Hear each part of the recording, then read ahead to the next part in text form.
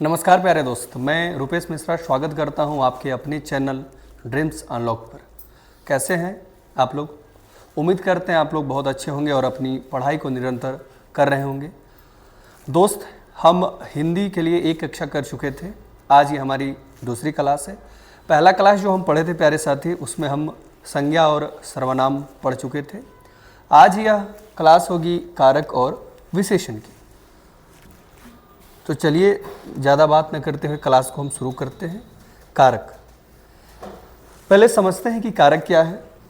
कारक जिस रूप से संज्ञा या सर्वनाम का क्रिया से संबंध सूचित हो, उस रूप को कारक कहते हैं। इस बात को पहले आप समझिए कि संज्ञा या सर्वनाम से क्रिया से संबंध सूचित हो। जैसे देखिए, राम जी ने, यहाँ जो ने है प्यारे साथी, यही कारक है। खारे जल के समुद्र पर जो है, यही क्या है? कारक है। खारे जल के, ये क्या है? कारक है। बंदरों से क्या है? कारक है। पुल बंधवा दिया। तो कारक क्या है कि एक चिन्ह है, संबंध, जो चिन्ह है जिससे हम संबंध सूचित कर पाते हैं, और वही चिन्ह को क्या बोला जाता है? कारक बोला जाता है। कारक क्या है? तो आप कहिएगा कि कारक एक चिन्ह है, चिन्ह, और उस चिन्ह से संबंध हम पता करते हैं। जैसे आप यहां देखिए, हिंदी में कारक की संख्या 8 है। कितनी कारक की संख्या है? तो संख्या 8 है। कौन कौन? जैसे कर्ता ने, तो ने क्या हो गया? ने कारक होगी, ठीक है। ने क्या हो गया? एक कारक हो गया। जैसे इसको बोला जाता है प्रथम, ठीक है। कर्ता ने कर्म को, तो को एक कारक हो गया।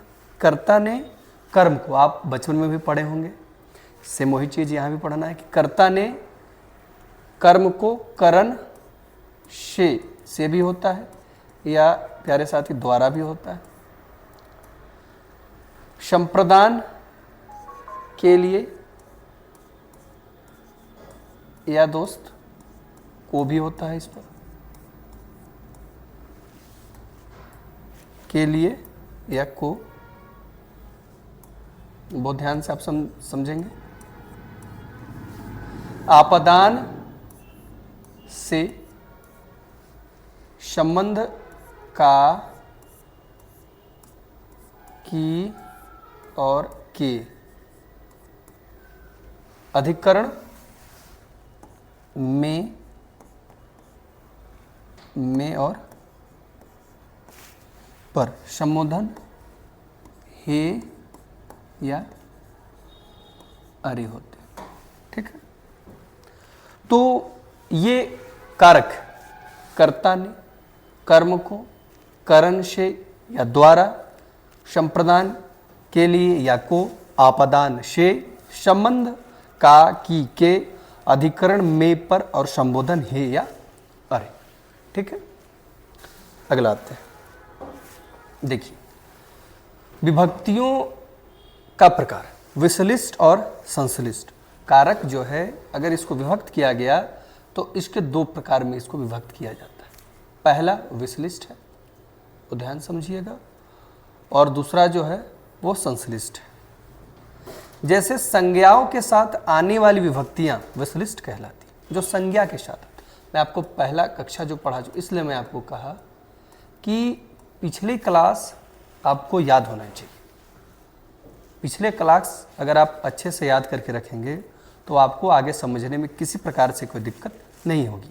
जैसे यहाँ पर विश्लिष्ट को समझने के लिए प्यारे साथी आपको संज्ञा जानना जरूरी है। संज्ञा किसे कहते हैं? किसी वस्तु, स्थान, जाति, भाव, विचार के नाम को हम संज्ञा कहते हैं। यहाँ पर क्या लिखा हुआ है कि संज्ञाओं के साथ आने वाली विभक्तियाँ या कारक, विभक्तियाँ बोल सकते हैं या हम कारक बोल सकते हैं, विश्लिष्ट होती है। जैसे आप समझिए कि राम क्या हो गया? तो राम तो हो गया, संज्ञा हो गया राम, और ये जो संज्ञा के साथ ने जो आया, और यही क्या हो गया? हमारा कारक हो गया। तो वैसे कारक जो संज्ञा के साथ आते हैं, वैसे कारक जो संज्ञा के साथ आते हैं उसे विश्लिष्ट कहा जाता है। बात समझ में आ रहा है? जैसे वृक्ष, वृक्ष जो हो गया वो हो गया संज्ञा, और संज्ञा के साथ ये जो पर है ये हो गया हमारा कारक। ठीक है, कोई दिक्कत होनी नहीं चाहिए। लड़का जो है ये हो गया आपका संज्ञा, और ये हो गया को जो हो गया कारक हो गया, या इसी को हम विभक्ति भी बोलते हैं, कारक हो गया। तो विभक्ति से पहले अगर संज्ञा हो, इससे पहले संज्ञा हो, इसके पहले भी संज्ञा हो, के लिए जो है ये हमारा कारक हो गया, और इससे पहले संज्ञा हो गया, तो उसी को क्या बोलते हैं? विश्लिष्ट बोलते हैं। बात समझ में आ रहा है? और अब समझते हैं संश्लिष्ट को। सर्वनामों के साथ विभक्तियां संश्लिष्ट कहलाती है। ठीक है, जो सर्वनाम के साथ, सर्वनामों के साथ जो रहती है उसको हम क्या बोलते हैं? उसको हम बोलेंगे संश्लिष्ट। जैसे उसका, जैसे यहाँ पर जो है वो उसका है, तो उस जो हमारा हो गया ये हो गया प्यारे दोस्त सर्वनाम हो गया, सर्वनाम हो गया। और ये जो का है ये हो गया हमारी कारक। ठीक है, तो जो सर्वनाम के साथ जो कारक आ जाए उसको संश्लिष्ट कहा जाता है, और जो कारक संज्ञा के साथ आ जाए उसको विश्लिष्ट कहा जाता है। बात समझ में आ रहा है? चलिए, जैसे किस पर, तो किस हमारा हो गया सर्वनाम और पर हम हो गया कारक। तुम हो गया हमारा सर्वनाम और को हो गया हमारा कारक। तो सर्वनाम के साथ जो कारक का प्रयोग होता है या कारक आता है उसको संश्लिष्ट कहा जाता है। तुम्हें, तेरा, तुम्हारा, ये सभी क्या हो जाएगा? ये सभी संश्लिष्ट कारक हो जाएंगे। ठीक है, आगे आ जाते हैं, इसको समझते हैं। अब आ जाते हैं कि कर्ता कारक क्या है। एग्जाम में आ जाए कि कर्ता से प्रश्न तो कैसे बनेंगे। देखिए, वाक्य में जो शब्द काम करने वाले के अर्थ में आता है उसे कर्ता कारक कहते हैं। जो काम को करता है, जो काम को करने वाले हैं उसको कर्ता कहा जाता है। जैसे में आप समझिए मोहन खाता है। अच्छा, कर्ता का जो कारक चिन्ह है प्यारे सो दोस्त वो क्या है? वो ने। कर्ता का जो कारक चिन्ह है वो है ने। लेकिन ऐसा नहीं कि आपको हमेशा प्रश्न में ने मिलेंगे। यहां देखिए नोट्स में कभी कभी कर्ता कारक में ने चिन्ह नहीं भी लगता है। जैसे मोहन खाता है, तो खाने का काम किसके द्वारा किया जा रहा? मोहन के द्वारा। तो यहां मोहन जो हुआ, मोहन हो गया आपका कर्ता। मोहन क्या हो गया? मोहन हो गया कर्ता। और ये जो खाता है ये हो गया क्रिया, ये हो गया आपका क्रिया।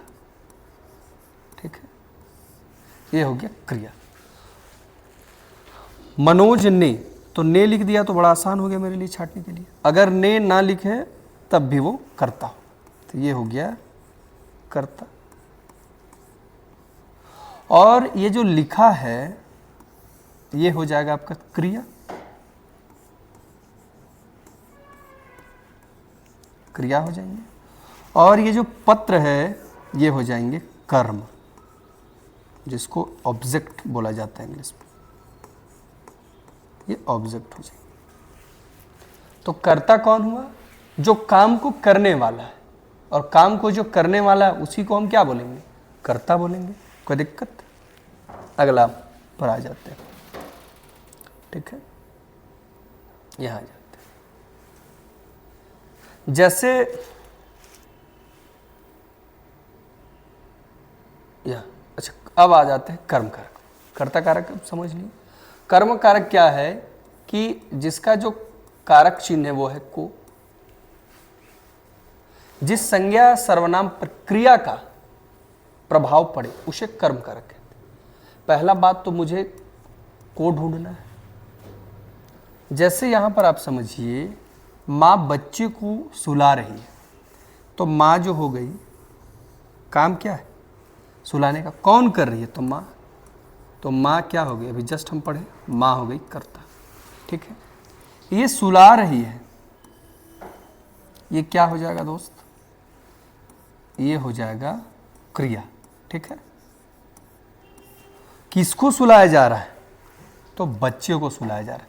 सुलाया किसको जा रहा है, तो बच्चे को सुलाया जा रहा है। तो ये जो बच्चे को सुलाया जा रहा है, ये बच्चे को ही क्या हो जाएगा, कर्म हो जाएगा। कोई दिक्कत? ठीक है, यहां जाते हैं। राम ने रावण को मारा, तो मारा तो आपका प्यारे दोस्त क्रिया हो जाएगा, ये तो क्रिया का पार्ट है। ठीक है, रावण को, तो रावण को क्या हो जाएगा, ये कर्म हो जाएगा। राम ने, ये कर्ता हो जाएगा। बात समझ में आ रहा है? कहने का जो मतलब है कि क्रिया का प्रभाव पड़े। जैसे सुला रही है, तो किसको सुला रही, बच्चे को सुला रही। सुला तो रही है, लेकिन किसको सुला रही है, तो बच्चे को सुला रही है, तो बच्चे पर प्रभाव पड़ रहा है। तो यही क्या हो जाएगा, संबंध कर्म कारक हो जाएगा। जैसे राम ने मारा, तो किसको मारा, मेरा जो प्रश्न पूछने का जो रहेगा वो किसको, देखिए जिसमें किसको सेट कर रहा है, किसको, तो किसको जो है इसमें देखिए को आ रहा है कि नहीं आ रहा है, को कारक, तो आराम से हम बना सकते हैं को कारक। और को कारक किसको इंडिकेट करता है, कर्म को। जैसे राम ने रावण को मारा, रावण को मारा, तो मारा तो गया, लेकिन किसको मारा गया, तो रावण को मारा गया। तो ये को जो हो जाएगा वो कर्म कारक हो जाएगा। कभी कभी को चिन्ह का प्रयोग नहीं भी होता है। जैसे मोहन पुस्तक पढ़ता है, तो मोहन किसको पढ़ता है, तो पुस्तक को पढ़ता है। ठीक है, मोहन क्या हो गया, मोहन तो कर्ता हो जाएगा। ठीक है, पढ़ता है क्या हो जाएगा, तो पढ़ता है हो जाएगा क्रिया, क्रिया हो जाएगा।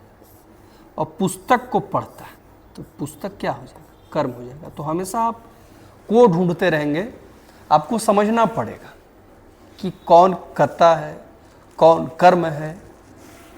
ठीक है, आगे आ जाते हैं। यहां पर जैसे देखिए, जैसे मैंने हरि को बुलाया, जैसे मैंने हरि को बुलाया, तो मैंने क्या हो गया, ये कर्ता हो गया, बुलाया कर्म हो गया, सॉरी क्रिया हो गया। और हरि को, ये जो पार्ट्स, ये पार्ट्स क्या हो जाएगा, ये पार्ट्स हो जाएगा आपका कर्म हो जाएगा। कोई दिक्कत होनी नहीं चाहिए। अच्छा, यहां पर देखिए, इसको समझिए। मां ने बच्चे को सुलाया, तो किसको सुलाया, बच्चे को सुलाया। तो ये जो बच्चे को सुलाया, ये बच्चे को क्या हो जाएगा, यही यहां पर कर्म हो जाएगा। ठीक है, सीता ने सावित्री को जी भर कर कोसा। ठीक है, कर छूट गया था, जी भर कर कोसा। ठीक है, तो सावित्री को, तो ये सावित्री को क्या हो जाएगा, ये हो जाएगा कर्म कारक, ये चीज। पुत्र ने पिता को पुकारा, किसको पुकारा, तो पुत्र को पुकारा, ये क्या हो जाएगा, कर्म कारक हो जाएगा। हमने उसे उसकी, तो ये जो उसकी जो है यहां पर कर्म कारक हो जा रहा है। लोगों ने शोरगुल करके डाकुओं को, किसको भगाया, तो किसको भगा दिया, तो डाकुओं को भगाया। शोरगुल करके डाकुओं को भगाया, तो डाकुओं को यहां क्या हो जाएगा, हो जाएगा कर्म कारक। तो आपको समझ में आ रहा है कि इसमें तो दो बात हम जाने कि पहला तो अगर प्रश्न में को है, तो को क्या हो जाएगा, कर्म कारक हो जाएगा।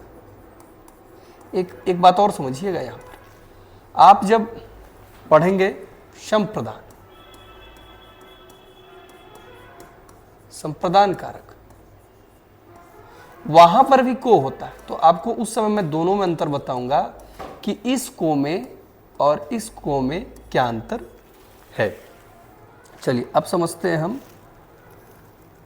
कर्ता ने कर्म को करण से, तो हम समझते हैं करण कारक। यहाँ पर देखिए करण कारक है जिस वस्तु की सहायता से या जिसके द्वारा कोई काम किया जाता है उसे करण कारक कहते हैं। पहला इसमें है कि जिसकी सहायता से, यहाँ पर क्या पढ़े कि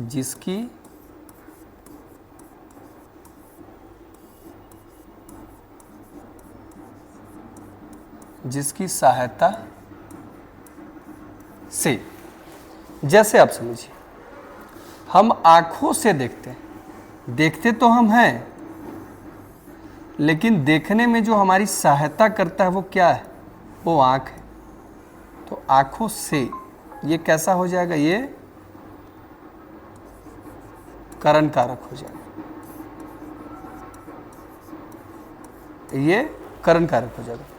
वह कुल्हाड़ी से वृक्ष काटता है, वह कुल्हाड़ी से, तो कुल्हाड़ी से क्या हो जाएगा, यहाँ पर जो कुल्हाड़ी से है वो हो जाएगा कर्म कारक। काटना काट तो रहा है लेकिन काटने में जो उसको सहायता कर रहा है वो कौन कर रहा है, वो कुल्हाड़ी कर रहा है। ठीक है। मुझे अपनी कमाई से खाना मिलता है, भाई साहब वो कमाता है, तब उसको क्या मिलता है, खाना मिलता है। तो कमाई उसको सहायता किया कि नहीं किया, खाने के लिए कौन उसका सहायता कर रहा है, भाई कमाई सहायता कर रहा है, वो कमाता है तब वो खाता है। साधुओं की संगति से बुद्धि सुधरती है, संगति से,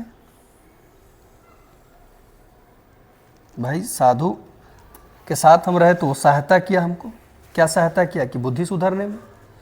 तो साधुओं के संग मैंने रहा तो वो हमारा सहायता किया कि हमारा बुद्धि सुधर जाए।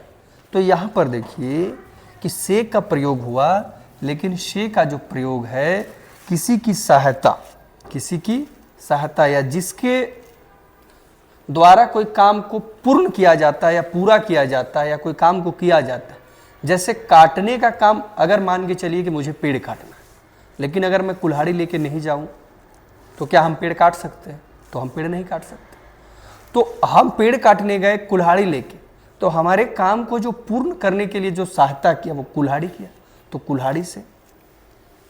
जैसे मुझे खाना मिलता है, मुझे खाना खाना है लेकिन मेरा कमाई नहीं, तो जब हम कमाना शुरू किए तो मुझे बेहतर भोजन मिलने लगा, तो बेहतर भोजन मिलने लगा तो सहायता मेरा कौन किया, तो कमाई किया, तो कमाई से हो गया।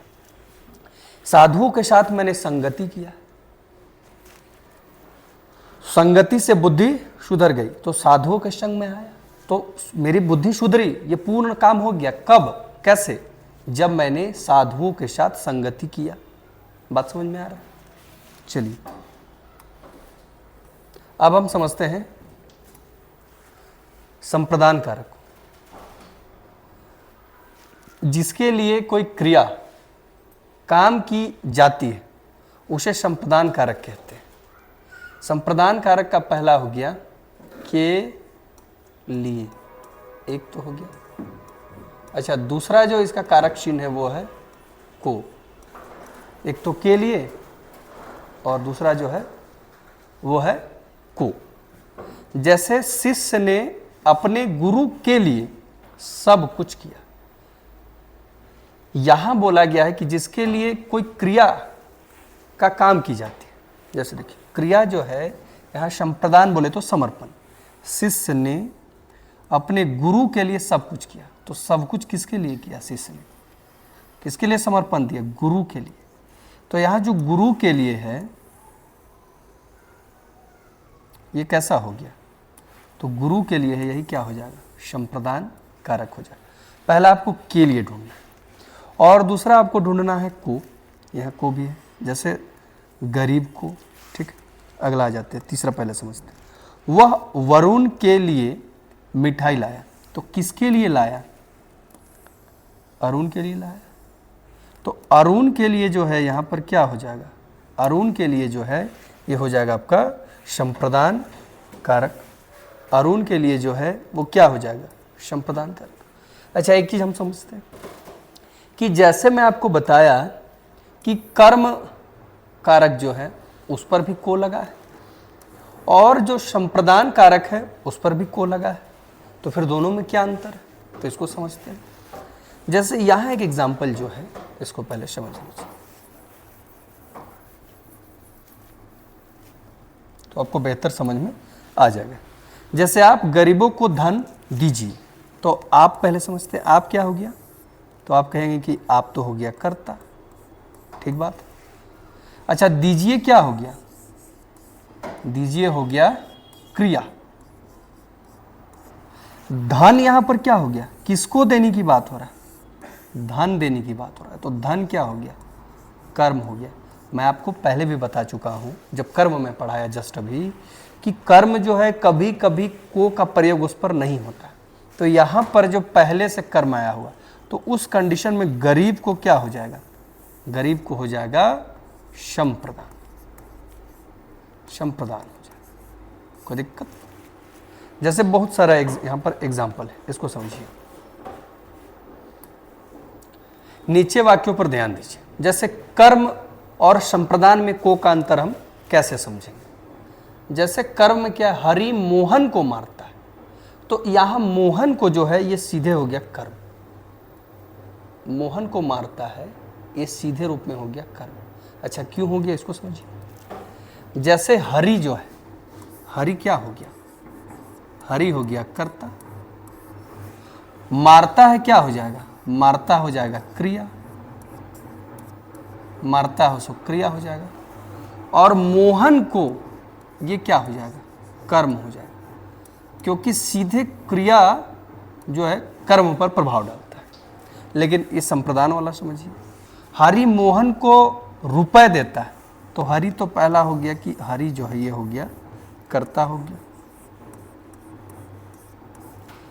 देता है ये क्या हो गया, ये हो गया क्रिया, ये देता है क्रिया हो गया। रुपए यहां पर हो जाएगा कर्म, और पहले से अगर कर्म है तो ये को वाला जो पार्ट है ये हो जाएगा आपका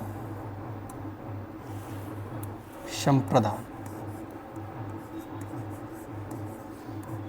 ये हो जाएगा आपका संप्रदान, ये हो जाएगा आपका संप्रदान। जैसे यहां समझिए, उसके लड़के को बुलाया, उसके लड़के को बुलाया, तो उसके हो जाएगा यहां पर कर्ता, बुलाया हो जाएगा क्रिया, और लड़के को क्या हो जाएगा, ये सीधे कर्म हो जाएगा, ठीक है। लेकिन नीचे समझिए, उसने लड़के को मिठाइयां दी, तो उसने क्या हो गया, ये कर्ता हो गया, ये सर्वनाम है, सर्वनाम वाला कर्ता हो गया। ये दी क्या हो जाएगा, दी क्रिया हो जाएगा, मिठाइयां यहां पर कर्म हो जाएगा, और लड़के को यहां पर, लड़के को क्या हो जाएगा, ये लड़के को हो जाएगा यहां पर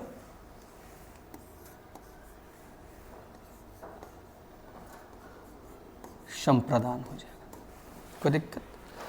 अगर वाक्य में पहले से कर्म है, अगर वाक्य में पहले से कर्म है, तो फिर बाद में जो को आएगा वो संप्रदान हो जाएगा। इस बात को आप याद रखिएगा कि वाक्य में अगर पहले से कोई कर्म है तो जब को आता है तो उस कंडीशन में को वाला भाग जो है वो संप्रदान का हो जाएगा। जैसे आप इसको समझ लीजिए कि हरि मोहन को रुपए देता है, यहां पर जो कर्म है वो रुपए हो गया, तो उस कंडीशन में मोहन को जो है वो क्या हो जाएगा, संप्रदान हो जाएगा, ठीक है। आगे आ जाते हैं, अब अपादान को समझते। ये जो अपादान कारक है इसका भी मैं आपको बताया कि इसका भी क्या होता है, से होता है, और एक से जो करण कारक है उस पर भी से होता है, वो भी मैं बताया। तो करण कारक का जो से है और अपादान कारक का जो से, इसमें क्या है कि जिससे किसी वस्तु का अलग होने का बोध, इससे अलग होना, अलग होना। जैसे पेड़ से पत्ते गिरते हैं, पेड़ से पत्ते गिरते हैं, तो पेड़ था, पत्ता गिरा, तो क्या अलग हुआ कि नहीं हुआ, अलग हो गया। तो यहां पर विषय है, जैसे एक एग्जाम्पल में लिखता हूं कि पेड़ से पत्ते गिरते, पेड़ से पत्ते गिरते। तो पेड़ से पत्ते गिरते हैं, तो पेड़ से जब पत्ता गिरा तो सी का जो यहां मीनिंग आ रहा है वो अलग होने का आ रहा है। तो जिस पर अलग का भाव आ जाए उसे हम क्या कहते हैं? उसे आपादान कारक कहते हैं। जैसे दूल्हा, यहां पर समझिए कि जैसे दूल्हा घोड़े से गिर पड़ा, तो दूल्हा घोड़े पर था, गिरा तो अलग हो गया। तो गिरना अर्थात की अलग होना। हिमालय से गंगा निकलती, तो गंगा निकली और वहां से अलग होके फिर चली। मोहन ने घड़े से पानी ढाला, घड़ा था उससे पानी को डाल दिया गिलास में, तो अलग हुआ। बिल्ली छत से कूद पड़ी, बिल्ली जो है छत से कूद पड़ी, तो इस छत से दूसरे छत पे गई, तो अलग हुई। चूहा बिल से बाहर निकला, चूहा बिल में घुसा हुआ था और बिल से बाहर निकल गया। बात समझ पा रहे? तो जिसमें अलग होने का भाव हो उस प्रकार वाले शे को हम आपादान कारक कहते हैं। लेकिन इसमें क्या है कि करण कारक में था कि सहायता होने का।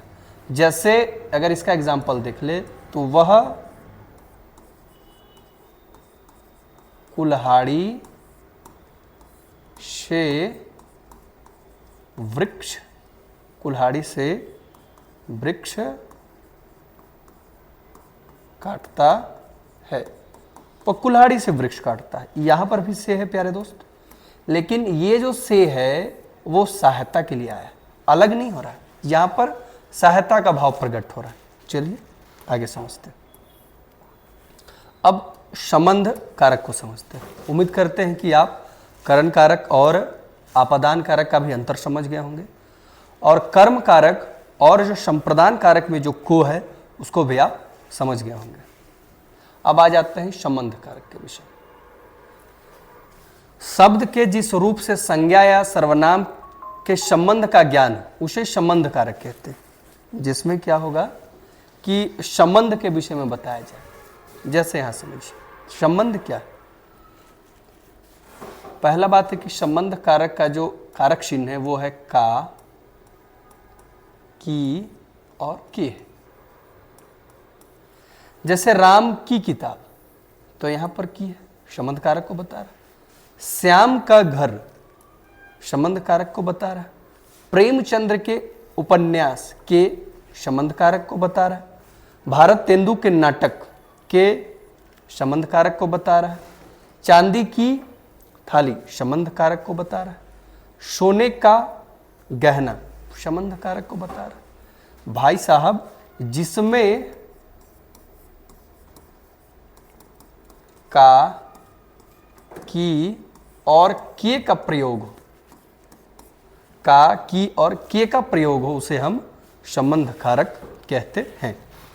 आगे आ जाते हैं। अब संबोधन कारक पढ़ते हैं। जिन शब्दों का प्रयोग किसी को बुलाने या पुकारने, ये छूट गया था, अधिकरण कारक। जिस शब्द के जिस रूप से क्रिया के आधार का ज्ञान होता है उसे अधिकरण कारक कहते हैं, क्रिया के आधार का। जैसे अधिकरण में पहला बात है कि जिसमें में और पर का प्रयोग होता है, में और पर का प्रयोग होता है, उसे हम अधिकरण कारक कहते हैं। जैसे मैदान, मोहन मैदान में खेल रहा है, तो ये जो मैदान में, कहाँ खेल रहा है, तो मैदान में खेल रहा है, तो मैदान में ये क्या हो गया, ये हो गया आपका अधिकरण कारक, अधिकरण कारक हो गया। मनमोहन छत पर खेल रहा है, छत पर खेल रहा है, तो छत पर क्या हो गया, ये हो गया आपका अधिकरण कारक। ठीक है। वैसे वाक्य में जहां पर में और पर का प्रयोग हुआ है तो उसे हम क्या बोलते हैं, उसको हम बोलेंगे अधिकरण कारक। अब आ जाते हैं लास्ट, संबोधन कारक, जिससे पुकारने और बुलाने का बोध होता है। जिन शब्दों का प्रयोग किसी को बुलाने या पुकारने में किया जाता है उसे संबोधन कारक कहते हैं। जैसे हे श्याम इधर आओ, तो हे श्याम जो है, हे श्याम जो है, ये जो है यही क्या हो गया, संबोधन। संबोधन किसी को बोध करके बुलाना, इधर आ जाओ, अरे तुम क्या कर रहे हो, तो यहां पर जो अरे है मैंने किसी को संबोधन किया। तो हे श्याम और अरे यहां पर क्या हो जाएगा, संबोधन कारक हो जाएगा। ठीक है, यहां पर हमारी कारक की, यहां पर कारक को हम कंप्लीट कर लिए। उम्मीद करते हैं कि कारक आप बहुत बेहतर समझ पाए होंगे। तो चलिए आज यहीं पे क्लास को ख़त्म करते हैं। Thank you.